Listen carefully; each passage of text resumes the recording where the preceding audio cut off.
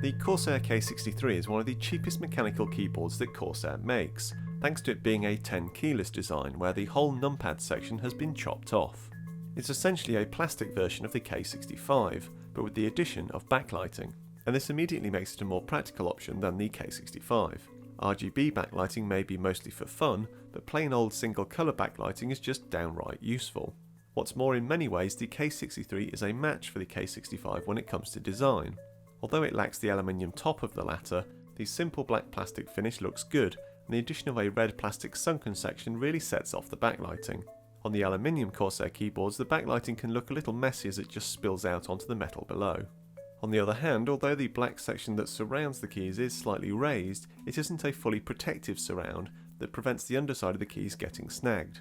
This is an issue that doesn't seem to be a concern to too many people, but I know I've broken a few keys this way, so it's something I'm wary of.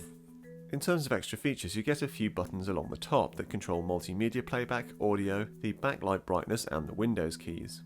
That's actually an upgrade over the K65, which lacks the multimedia playback buttons, as well as the backlight control of course. Meanwhile, around the back there's no USB hub or any other extras, and the cable is neither braided nor removable unlike with the K65, but it is a plentiful 2.2 meters long. Looking at the underside, you get the obligatory 4 rubber nubs for gripping the surface the keyboard is on, and a couple of flip down legs at the back, which also have rubber ends. The whole keyboard, despite being plastic, is also nice and sturdy. Corsair has done a great job with the font on the keys. It's large and clear, making it easy to get your bearings with just a glance at the keyboard. Some more stylised fonts can be far less legible. As for those all-important mechanical key switches, the K63 is only available with red backlighting and matching Cherry MX Red key switches, so fans of tactile switches will have to look elsewhere. Otherwise, the typing and gaming experience is as excellent as you'd expect of a quality mechanical keyboard, with you also getting 100% anti-ghosting and full key rollover.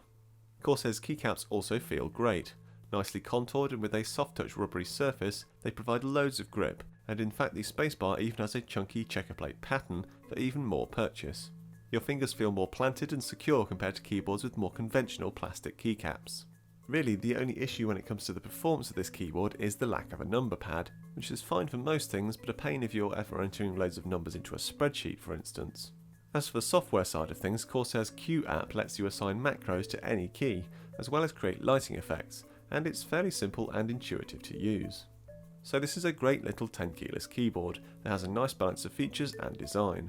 The problem is, if you're considering the K63 mainly because it's just a cheap mechanical keyboard, well there are similarly priced options that offer more features and lose little in the way of quality. In particular, the Cooler Master Pro L White springs to mind. As a tenkeyless option, it's a bit more competitively priced, and I'd certainly pick it over the K65 just because it's more practical. So overall, not a bad option, just not a bargain.